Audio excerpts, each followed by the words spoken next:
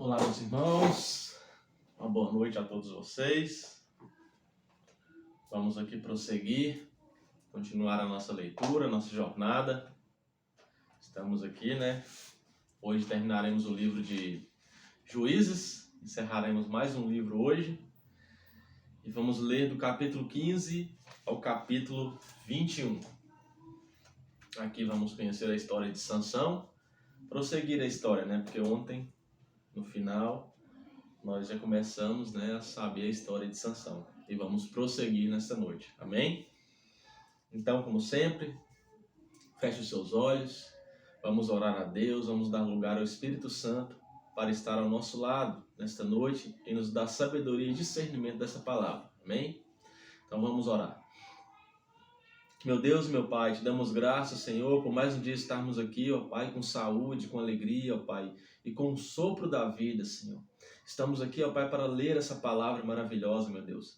Que ela continue nos purificando, nos transformando, Pai Santo, trazendo salvação à nossa casa, em nome de Jesus, ó Pai. Que o Teu Espírito Santo, nesta noite, venha nos dar entendimento, venha nos dar discernimento, Pai, do que iremos ler. E nós te pedimos, ó Pai, que o Teu Espírito Santo nos faça lembrar dessa palavra, que elas fiquem firmadas em nosso coração e em nossa mente, em nome de Jesus. Amém. Então vamos lá.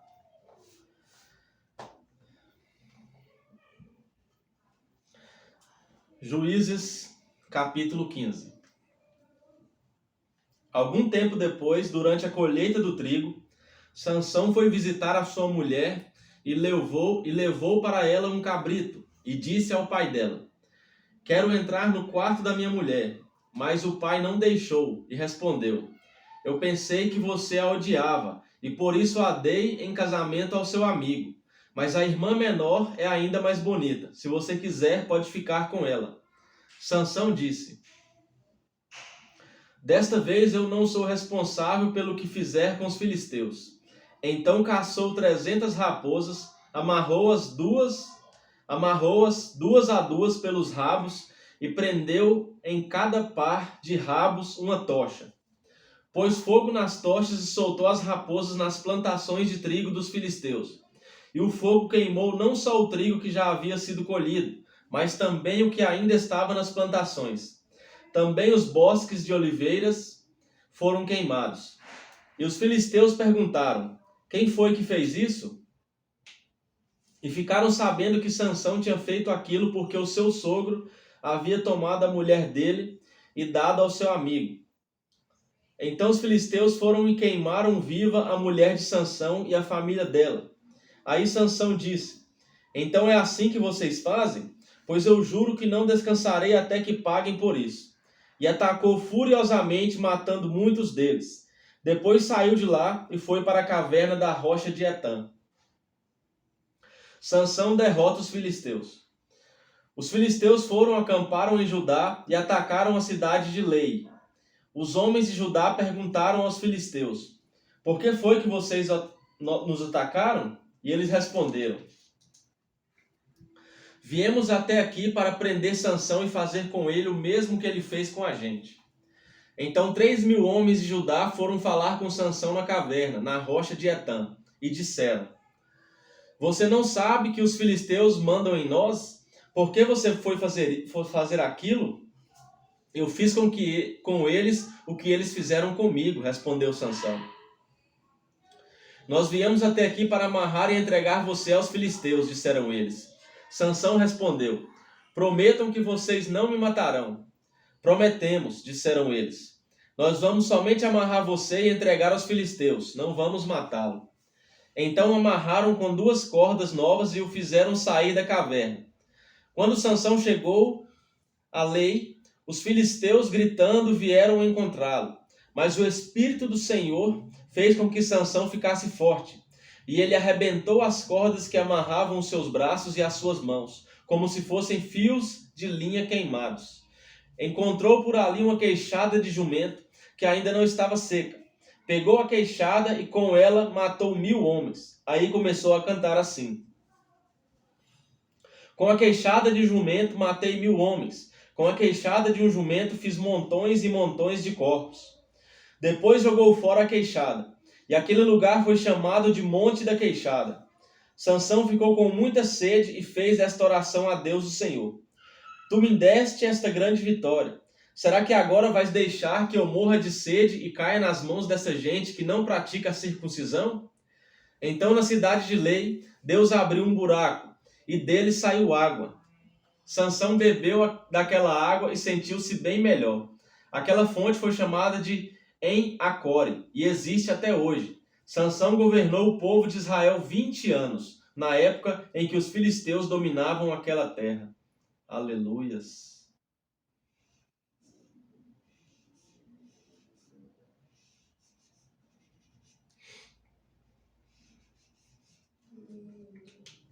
Sansão em Gaza, capítulo 16. Dali Sansão foi até a cidade de Gaza.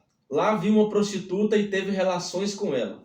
O povo de Gaza soube que Sansão estava lá. Então eles cercaram o lugar e ficaram a noite toda esperando Sansão no portão da cidade. Ficaram em silêncio, pensando: vamos esperar o amanhecer. Então nós o matamos. Mas Sansão ficou deitado somente até meia-noite.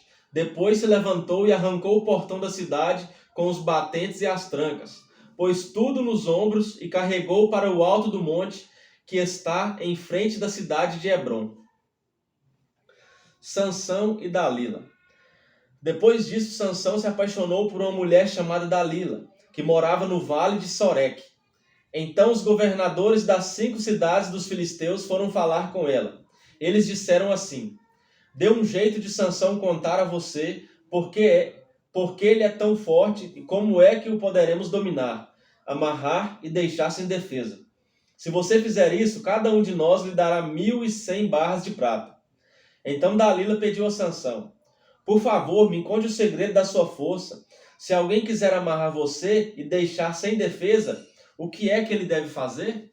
Sansão respondeu: Se me amarrarem com 7 cordas de arco, novas, que ainda não secaram, eu ficarei fraco e serei como qualquer um. Aí os governadores dos filisteus trouxeram para Dalila 7 cordas de arco, novas que ainda não estavam secas, e ela amarrou Sansão. Dalila havia deixado alguns homens escondidos esperando no outro quarto. Então gritou: Sansão, os filisteus estão chegando. E ele arrebentou as cordas de arco como se fossem fios de linha queimada. Assim eles continuaram sem saber qual era o segredo da força de Sansão. Então Dalila lhe disse: Até agora você mentiu e caçoou de mim. Por favor, me diga como é que alguém pode amarrar você.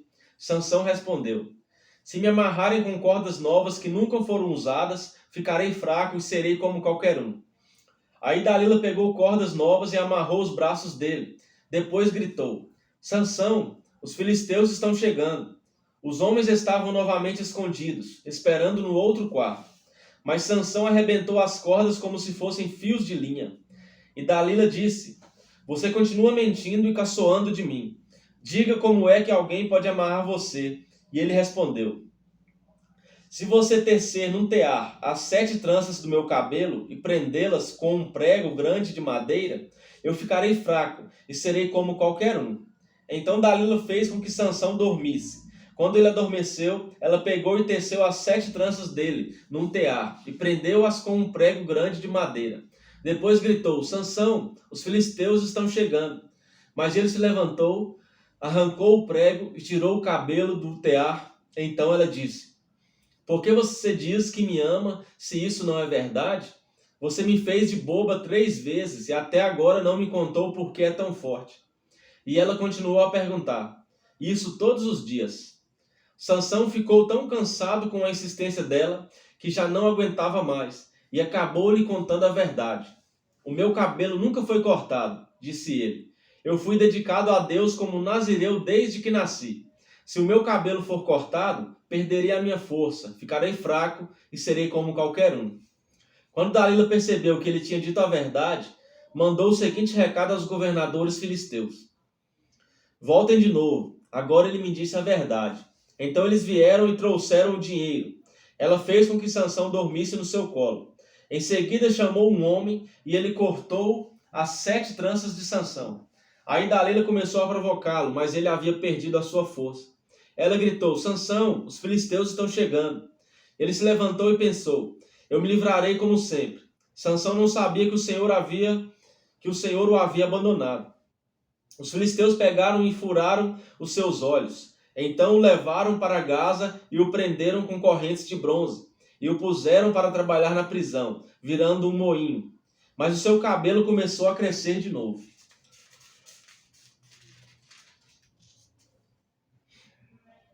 A morte de Sansão. Os governantes filisteus se reuniram para fazer uma festa e oferecer um grande sacrifício ao seu deus Dagom. Eles cantavam: o nosso Deus entregou o nosso inimigo Sansão nas nossas mãos. E o povo, quando viu Sansão, cantou louvores a Deus Dagom. Assim o nosso Deus entregou nas nossas mãos o inimigo que destruía a nossa terra e matava muitos dos nossos. E no meio daquela alegria disseram: chamem Sansão para ele nos divertir. Trouxeram Sansão para fora da cadeia e se divertiram à custa dele. Depois o colocaram entre as colunas do templo. Então Sansão pediu ao rapaz que o guiava pela mão: deixe-me tocar nas colunas que sustentam o templo para que eu possa me encostar nelas. O templo estava cheio de homens e mulheres. Os 5 governantes filisteus estavam lá. Havia no terraço mais ou menos 3.000 homens e mulheres olhando para Sansão e se divertindo à custa dele. E Sansão orou ao Senhor, dizendo: ó Senhor, meu Deus, peço que lembres de mim. Por favor, dá-me força mais uma vez. Deixa que eu de uma só vez me vingue dos filisteus por terem furado os meus olhos. Então agarrou as 2 colunas do meio que sustentavam o templo. Com a mão direita numa coluna e a esquerda na outra, jogou todo o seu peso contra elas e gritou: que eu morra com os filisteus. E em seguida deu um empurrão com toda a força e o templo caiu sobre os governadores e todas as outras pessoas. E assim Sansão matou mais gente na sua morte do que durante a sua vida.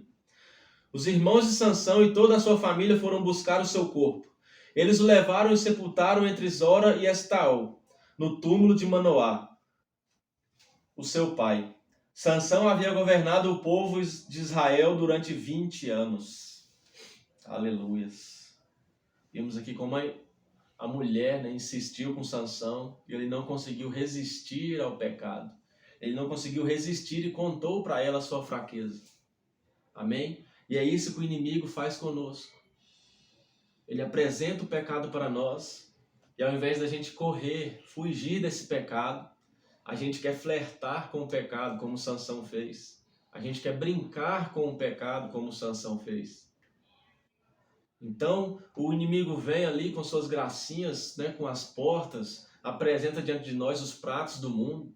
E às vezes, ao invés da gente se desviar de uma vez, a gente fica brincando e vai indo. Quando a gente assusta, já caiu. E isso que a gente vê que o inimigo fez com Sansão. Foi indo, em vez dele se afastar, dele sair de perto, ele foi brincando ali, enganando ela, até que ele não aguentou mais e revelou a verdade. E olha o que custou para ele fazer isso. Olha o que custou. Então, meus irmãos, não brinque com o inimigo. O diabo não brinca de ser diabo. Amém? Não fique com essas brincadeirinhas. O mundo espiritual é sério. O mundo espiritual existe. Então leve a sério. Leve a sério.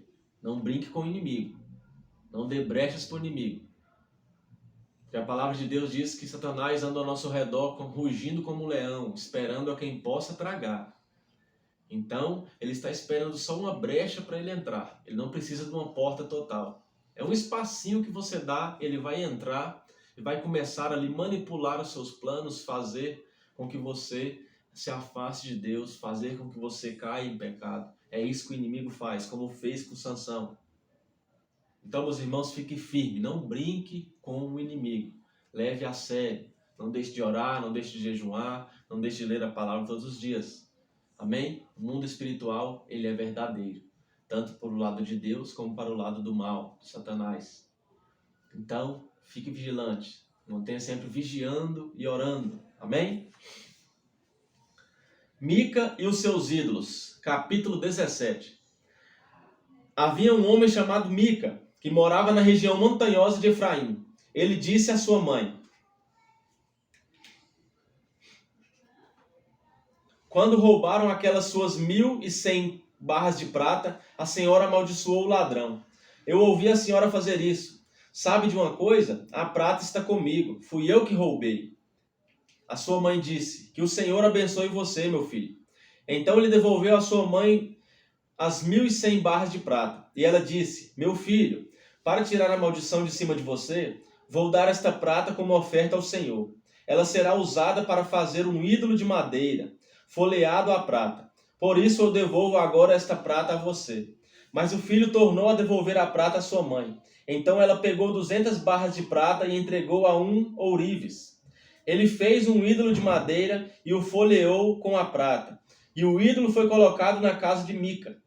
Mica fez uma capela. Ele fez outros ídolos e também uma roupa de sacerdote. Separou um dos seus filhos para ser o seu sacerdote. Naquele tempo não havia rei em Israel, e cada um fazia o que bem queria.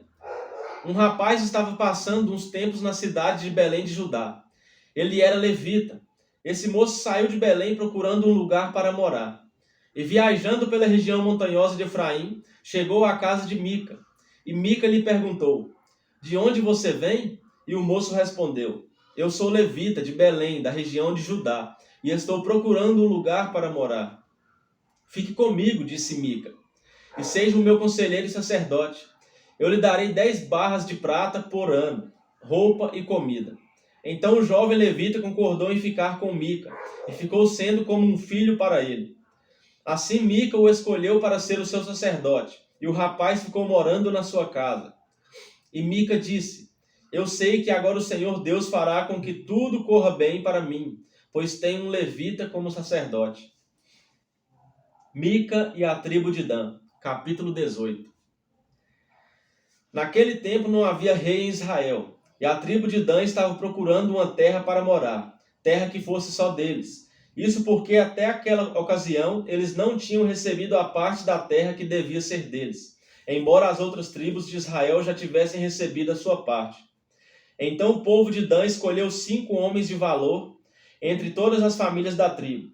Eles foram mandados da cidade de Zora e Estaol para espiar e conhecer a terra. Foram para a região montanhosa de Efraim e ficaram na casa de Mica. Enquanto estavam lá, perceberam pelo jeito de o jovem levita falar que ele não era dali. Então chegaram perto dele e perguntaram: o que é que você está fazendo aqui? Quem trouxe você para cá? Ele respondeu: eu fiz um trato com Mica. Ele me paga para ser sacerdote dele. Aí disseram ao moço: então pergunte a Deus se nós seremos bem-sucedidos na nossa viagem. O sacerdote respondeu: não se preocupem. O Senhor Deus estará com vocês nesta viagem. Então 5 homens saíram dali e foram para a cidade de Lais. Chegando lá, viram que o povo daquele lugar vivia em segurança, como os sidônios. Eram pacíficos e calmos e não tinham brigas com ninguém. Eles tinham tudo o que precisavam. Moravam longe dos sidônios e viviam afastados dos outros povos. Quando os 5 homens voltaram para Zora e Estaol, a sua gente perguntou o que eles haviam descoberto. E eles responderam: vamos atacar. Nós vimos a terra, e ela é muito boa. Não fiquem aí parados. Vão depressa e tomem a terra. Lá vocês vão ver que o povo não desconfia de nada. A terra deles é grande e tem tudo o que é preciso. E Deus a está dando a vocês. Então 600 homens da tribo de Dan saíram de Zora e Estaol prontos para a luta. Subiram e acamparam a oeste da cidade de Kiriat Jearim, na região de Judá. É por isso que aquele lugar é chamado até hoje de Campo de Dan. Dali foram para a região montanhosa de Efraim e chegaram à casa de Mica. Aqueles 5 homens que haviam ido espiar a terra ao redor de Lais disseram aos seus companheiros: vocês sabiam que numa dessas casas há um ídolo de madeira folheado à prata? Há também outros ídolos e uma roupa de sacerdote. O que vocês acham que devemos fazer? Então eles entraram na casa de Mica, onde morava o jovem levita, e o cumprimentaram. Enquanto isso, os 600 soldados da tribo de Dan estavam esperando no portão, prontos para combater. Os 5 espiões entraram na casa, pegaram o ídolo de madeira folheado à prata, os outros ídolos e a roupa de sacerdote. O sacerdote tinha ficado no portão com os 600 soldados armados. Quando os homens entraram na casa de Mica e pegaram os objetos sagrados, o sacerdote perguntou: "O que vocês estão fazendo?" Eles responderam: "Fique quieto, não diga nada. Venha com a gente e seja nosso sacerdote conselheiro. Você não gostaria de ser o sacerdote de uma tribo inteira, em vez de ser o sacerdote de apenas uma família?" O sacerdote ficou muito contente. Pegou os objetos sagrados e foi com os espiões e os soldados. Eles deram meia volta, puseram na frente as crianças, o gado e os seus bens e partiram. Já estavam longe quando os vizinhos de Mica, que haviam sido chamados para lutar, alcançaram os homens da tribo de Dan. Estes, ao ouvirem os gritos dos que vinham atrás deles, deram meia volta e perguntaram a Mica: "O que é que há? Para que toda essa gente?" Ele respondeu: "Vocês ainda me perguntam o que é que há? Vocês me tomaram os deuses que eu fiz e o meu sacerdote foram embora. O que foi que sobrou para mim?" Os homens de Dan disseram: "É melhor você não falar mais nada, porque estes homens podem ficar zangados e acabar atacando vocês. Nesse caso, você e toda a sua família morreriam." Depois de dizerem isso, os homens de Dan partiram. Mica viu que eles eram mais fortes, então voltou para casa. Os homens da tribo de Dan levaram as coisas que Mica havia feito e também o sacerdote dele. Aí foram e atacaram Lais, aquela cidade de povo pacífico e calmo. Mataram seus moradores e queimaram a cidade. Não havia ninguém para salvar aquela gente, pois Lais ficava longe de Sidom e eles não tinham contato com outros povos. A cidade ficava no vale, perto de Bet-Reob. A tribo de Dan construiu de novo Lais e ficou morando ali. Deram à cidade o nome de Dan, porque assim se chamava o fundador da tribo, que era filho de Jacó. E os homens de Dan levantaram um ídolo para adorá-lo.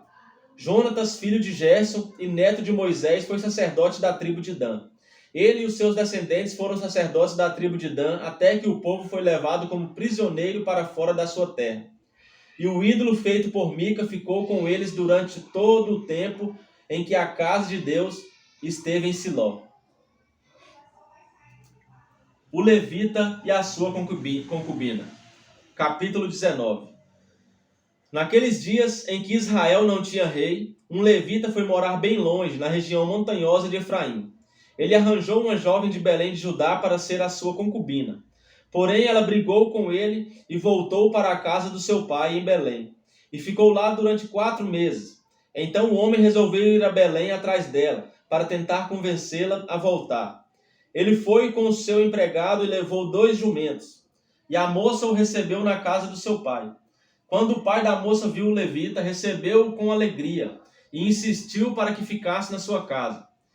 E ele ficou ali 3 dias. Assim o casal tomou as suas refeições e passou as noites ali. No 4º dia, eles se levantaram cedo e se aprontaram para ir embora. Mas o pai da moça disse ao levita: "Coma alguma coisa antes de ir, e assim você se sentirá melhor. Você pode ir mais tarde." Então os 2 homens se sentaram e comeram e beberam juntos. Aí o pai da moça disse: "Por favor, fique mais uma noite e divirta-se." O homem se levantou para sair, mas o pai da moça insistiu muito que ele ficasse. E assim o levita passou outra noite ali.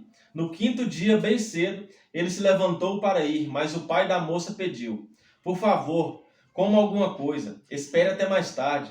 E os 2 homens comeram juntos.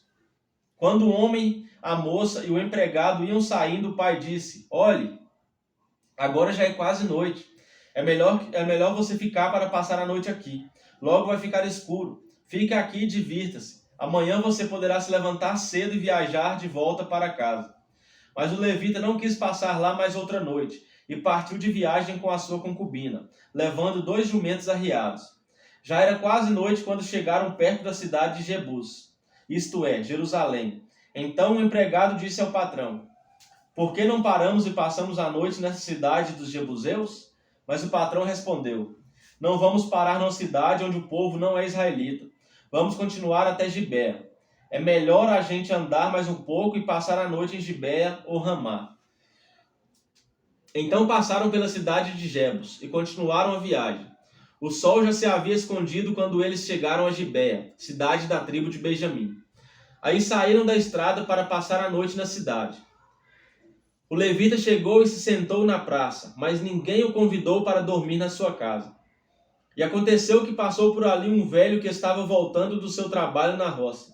Ele era da região montanhosa de Efraim, mas estava morando em Gibeá. O povo dali era da tribo de Benjamim. O velho viu o viajante na praça e perguntou: "De onde você é? Para onde vai?" O levita respondeu: "Eu estou viajando de Belém de Judá para bem longe, para a região montanhosa de Efraim, onde moro. Fui a Belém e agora estou voltando para casa, mas ninguém me ofereceu hospedagem para esta noite. Nós temos alimento e palha para os jumentos, e pão e vinho para mim, para a minha concubina e para o meu empregado. Temos tudo o que precisamos." O velho disse: "Venham comigo, vocês serão bem recebidos na minha casa. Eu cuidarei de vocês. Por favor, não passem a noite na praça." Então ele os levou para a sua casa e deu de comer aos jumentos. Os seus hóspedes lavaram os pés, comeram e beberam.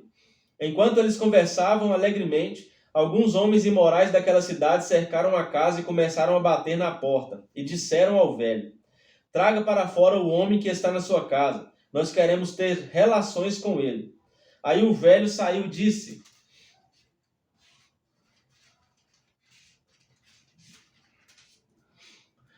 "Não, meus amigos, por favor, não façam essa coisa tão má e tão imoral. Este homem é meu hóspede. Olhem, estão aqui a minha filha virgem e a concubina dele. Eu vou pôr as duas para fora, e vocês poderão fazer com elas o que quiserem. Mas não façam essas coisas horríveis com este homem."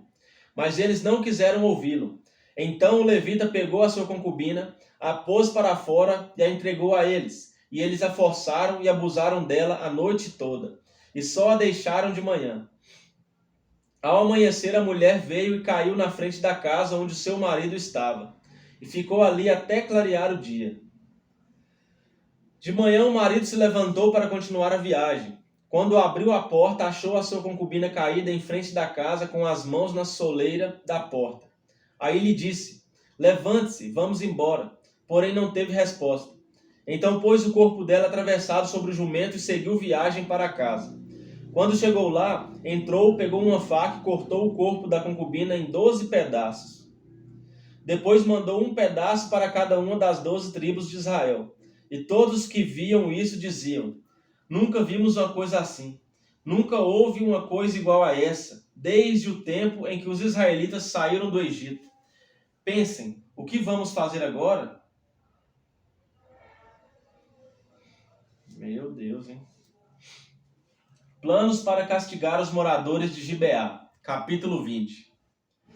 Por causa disso, todo o povo de Israel, desde Dan, no norte, até Berseba, no sul, e Gileade, no leste, se reuniu em Mispa. Eles se reuniram na presença de Deus, o Senhor, como se fossem uma só pessoa. Os chefes de todas as tribos de Israel estavam presentes nessa reunião do povo de Deus. Havia 400.000 homens a pé treinados para a guerra. E o povo de Benjamim soube que todos os outros israelitas haviam subido até Mispa, e que eles queriam saber como aquele crime havia sido cometido. Então o levita, marido da mulher assassinada, explicou: "Cheguei com a minha concubina a Gibeá, no território da tribo de Benjamim, para passar a noite. Os homens de Gibeá vieram de noite e cercaram a casa. Eles queriam me matar. Em vez disso, abusaram da minha concubina e ela morreu. Então eu peguei o corpo dela, cortei em pedaços e mandei um pedaço para cada uma das 12 tribos de Israel. Aquela gente cometeu um crime horrível no meio do nosso povo. Todos vocês que estão aqui são israelitas. Vamos resolver agora o que fazer." Todo o povo de Israel se levantou ao mesmo tempo e disse: "Nenhum de nós, nem os que moram em casas, nem os que moram em barracas, voltará para casa.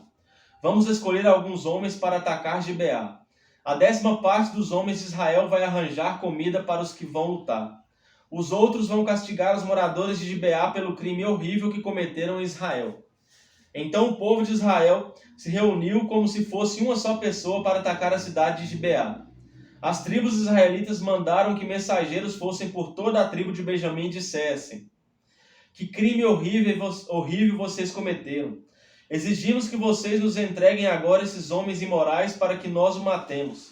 Assim tiremos esse mal do meio do povo de Israel. Mas o povo de Benjamim não deu atenção aos outros israelitas.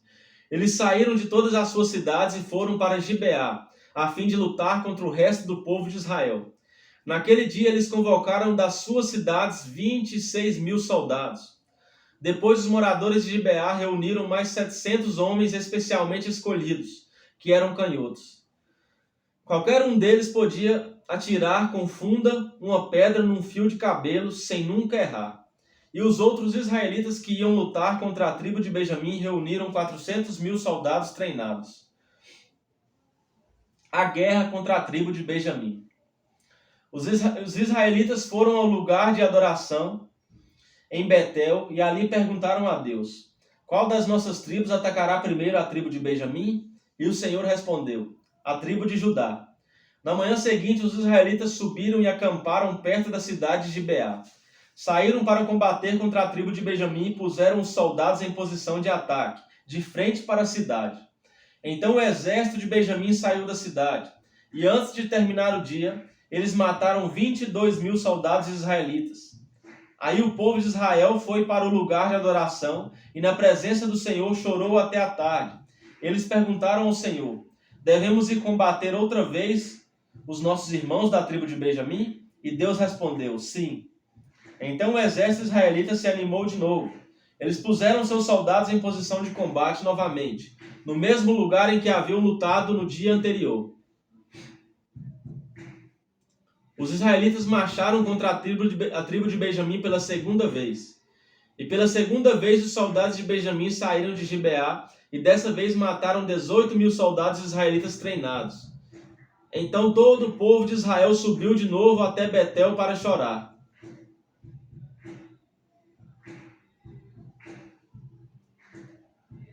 Ficaram ali na presença de Deus, o Senhor, e não comeram nada até a tarde. E apresentaram ao Senhor ofertas que foram completamente queimadas e sacrifícios de paz. Eles fizeram uma pergunta ao Senhor. Acontece que naqueles dias a arca da aliança estava ali em Betel, e Finéias, filho de Eleazar e neto de Arão, estava encarregado de cuidar dela. A pergunta que eles fizeram foi esta: devemos sair mais uma vez para combater os nossos irmãos da tribo de Benjamim, ou devemos desistir? O Senhor respondeu: combatam, porque amanhã eu farei com que vocês os derrotem. Então os israelitas puseram alguns soldados escondidos em volta de Gibeá. No terceiro dia marcharam de novo contra o exército da tribo de Benjamim. Os seus soldados ficaram em posição de batalha de frente para Gibeá, como tinham feito antes. Os soldados de Benjamim saíram para combater e se afastaram da cidade. Como haviam feito antes, começaram a matar algumas pessoas na estrada de Betel, na estrada de Gibeá e em campo aberto. Mataram mais ou menos 30 israelitas e diziam: nós já os derrotamos, como das outras vezes. Mas os israelitas disseram: vamos recuar e fazer com que eles se afastem da cidade e venham para as estradas. Então a maior parte do exército israelita saiu dali e tornou a se juntar em Baal-Tamar. Mas os homens que cercavam a cidade saíram de repente dos lugares onde estavam escondidos na planície de Gibeá. 10.000 dos melhores soldados israelitas atacaram Gibeá, e o combate foi duro. Os benjamitas não imaginavam que iam ser destruídos. O Senhor Deus fez com que os israelitas derrotassem o exército de Benjamim. E naquele dia os israelitas mataram 25.100 inimigos. Então os benjamitas compreenderam que estavam vencidos. A vitória dos israelitas. Os israelitas tinham se retirado durante a luta contra os benjamitas, porque confiavam nos homens que haviam colocado escondidos em volta de Gibeá. Estes homens avançaram depressa na direção de Gibeá, espalharam-se e mataram todas as pessoas da cidade. O exército israelita e os homens que estavam escondidos tinham combinado um sinal. Quando vissem uma grande nuvem de fumaça subindo da cidade, os israelitas que estavam fora no campo de batalha deviam dar meia volta e atacar até aquele momento. Até aquele momento, os benjamitas já haviam matado uns 30 israelitas e diziam: sim, já os derrotamos como das outras vezes. Então o sinal apareceu. uma nuvem de fumaça começou a subir da cidade. Os benjamitas olharam para trás e ficaram muito espantados quando viram a cidade inteira pegando fogo. Então os homens de Israel deram meia volta e os benjamitas ficaram apavorados porque viram que iam ser destruídos. Eles fugiram e correram na direção do deserto, mas não puderam escapar. Foram cercados pela maior parte do exército israelita e também pelos soldados que vinham da cidade e foram destruídos. Os israelitas cercaram os inimigos e os perseguiram sem parar até um lugar a leste de Gibeá, e o iam matando pelo caminho. 18.000 dos melhores soldados benjamitas foram mortos. Os outros fugiram na direção do deserto para a rocha de Rimon. 5.000 foram mortos nas estradas. Os israelitas perseguiram o resto e assim mataram mais 2.000 homens. Ao todo, 25.000 benjamitas foram mortos naquele dia, todos eles soldados valentes. Porém, 600 homens fugiram para o deserto, para a rocha de Rimon, e ficaram lá 4 meses. Os israelitas atacaram o resto dos benjamitas e os mataram, tanto homens como animais, e destruíram tudo o que encontraram, e queimaram todas as cidades da região. Esposas para a tribo de Benjamim. Capítulo 21. O povo de Israel havia feito em Mispa este juramento a Deus: nenhum de nós deixará que um homem da tribo de Benjamim case com uma das nossas filhas. O povo foi a Betel e ficou ali na presença de Deus até a tarde. Eles choraram amargamente, em voz alta, dizendo: Ó Senhor, Deus de Israel, por que aconteceu isso? Por que está faltando uma das nossas tribos? O povo se levantou bem cedo na manhã seguinte e construiu ali um altar. Apresentaram ofertas que foram completamente queimadas e sacrifício de paz. E perguntaram: de todas as tribos de Israel, quem foi que não subiu para aquela reunião na presença do Senhor Deus em Mispa? Eles tinham feito um juramento muito sério: que faltasse a reunião em Mispa seria morto. O povo de Israel teve muita pena dos seus irmãos da tribo de Benjamim e disse: hoje Israel perdeu uma das suas tribos. O que faremos para arranjar esposas para os que ficaram? Pois juramos ao Senhor que não daríamos a eles nenhuma das nossas filhas. Então perguntaram: de todas as tribos de Israel, quem não compareceu diante do Senhor em Mispa? E ficaram sabendo que de Jabes Gileade ninguém havia tomado parte da reunião. Quando fizeram a chamada do povo, ninguém de Jabes Gileade estava lá. Então todos concordaram em mandar para lá 12.000 homens dos mais corajosos com estas ordens: vão e matem os moradores de Jabes Gileade, tanto homens como mulheres e crianças. Façam isso, matem todos os homens e todas as mulheres que não forem virgens. E eles encontraram 400 virgens em Jabes Gileade, e as levaram ao acampamento de Siló, que fica na terra de Canaã. Então todos concordaram em mandar mensageiros aos benjamitas, na rocha de Rimon, para fazer uma proposta de paz. Aí os benjamitas voltaram e receberam aquelas 400 moças de Jabes Gileade. Porém não havia moças em número suficiente para todos. Então o povo ficou com pena dos benjamitas, pois pela vontade do Senhor estava faltando uma das tribos de Israel. Aí os chefes do povo de Israel disseram: não há mais mulheres na tribo de Benjamim. O que vamos fazer para arranjar esposa para os que ficaram? O povo de Israel não deve perder uma das suas 12 tribos. Temos de achar um jeito de a tribo de Benjamim não acabar. Porém não podemos deixar que eles casem com as nossas filhas. Eles falavam isso porque o povo de Israel havia amaldiçoado quem deixasse um benjamita casar com a sua filha. Então disseram: a festa anual do Senhor na cidade de Siló está perto.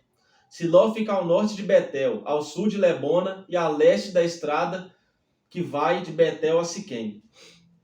E os chefes do povo de Israel disseram aos benjamitas: vão, escondam-se nas plantações de uva e fiquem vigiando.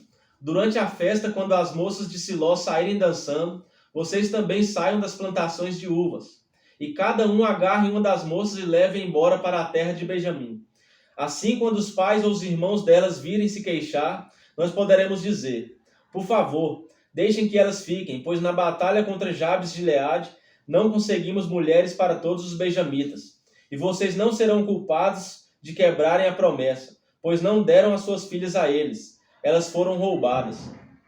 E assim fizeram os benjamitas. Cada um deles escolheu uma esposa entre as moças que estavam dançando e a levou embora. Então voltaram para a sua terra, construíram de novo as suas cidades e ficaram morando ali. Enquanto isso, os outros israelitas saíram e cada um voltou para a sua tribo, a sua família e as suas terras. Naquele tempo não havia rei em Israel, e cada um fazia o que bem queria. Aleluia, meus irmãos. Terminamos aqui a leitura de hoje, é de muito proveito. Aprendemos aqui várias coisas, né? Grandes histórias que a gente vai aprendendo, coisas que a gente nem imaginava, né?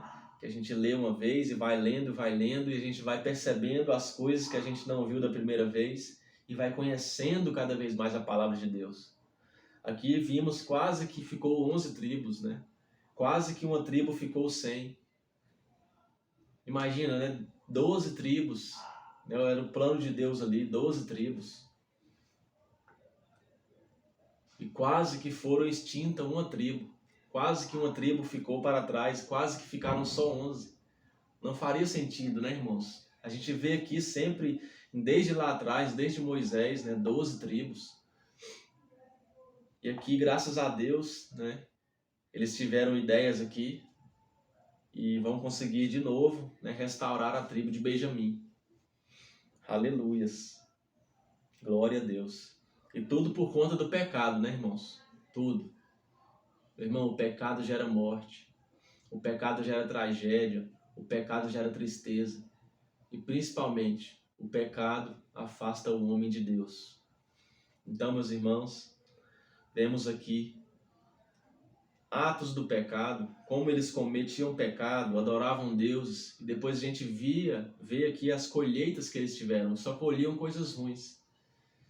Então, meus irmãos, como eu sempre falo, e falei daqui um pouco atrás, vigiem e orem, para que vocês não se entreguem ao pecado, para que vocês não vivam na iniquidade.